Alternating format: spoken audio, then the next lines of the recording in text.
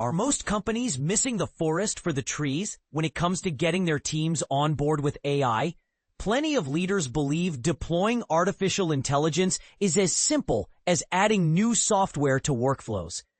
But here's where the story takes a sharp turn.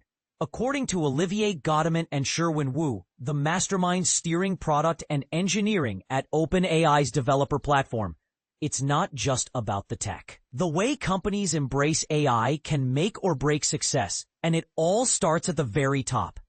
On a recent episode of the BG2 podcast, Godement and laid out 3 essential pillars for organizations aiming to make AI work with their workforce. But don't expect the usual checklist. These insights challenge the conventional wisdom. Ready for the blueprint? Let's dig in. First up, leadership commitment isn't just helpful, it's absolutely critical. Godement stresses the importance of what he calls a top-down buy-in.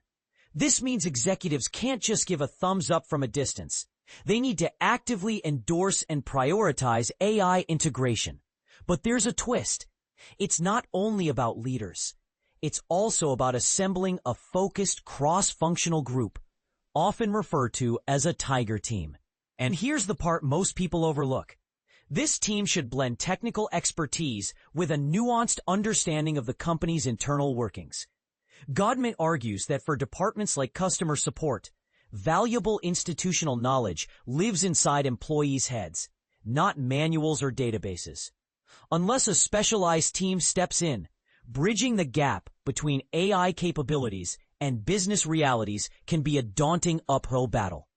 Next, the OpenAI execs shine a spotlight on measurable goals, or as they call them, evals. Many companies are tempted to set vague ambitions, but Wu points out that effective benchmarks often need to emerge from frontline employees, not just top-level mandates. He reveals creating evals is much trickier than people assume, since practical insights rarely flow from the boardroom alone. This bottom-up, boots-on-the-ground approach may spark debate, especially among leaders who favor conventional, hierarchical planning. Does your company trust employees at every level to set meaningful criteria for AI success? The third cornerstone is rigorous tracking and iterative progress against those benchmarks.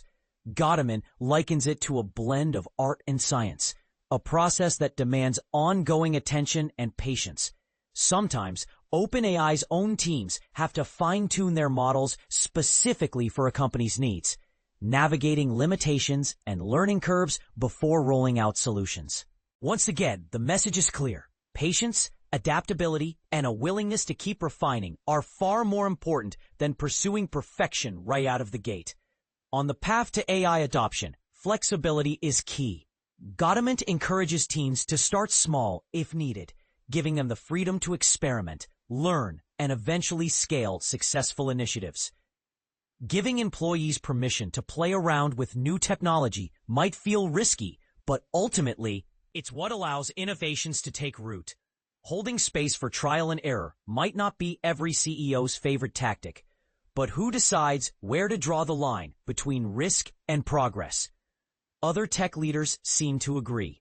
Take Louis von Ahn, CEO of Duolingo, for instance, who organizes regular events encouraging staff to integrate AI into their projects. He calls them the, admittedly awkward, FRAI days. And Airtable's CEO, Howie Liu, takes experimentation even further, permitting employees to clear their schedules to try out any AI tools that might benefit their workflow. Canceling meetings for a whole week just to tinker with technology? That's a bold move, one likely to spark polarized opinions about productivity and innovation. So here's the million-dollar question. Is it time for every company, big or small, to encourage playful exploration with AI, even if it feels disruptive? Or should stricter frameworks and policies be in place to guide employees as they experiment? Where do you stand? Should leaders loosen the reins or tighten control? Share your perspective in the comments and let the debate begin.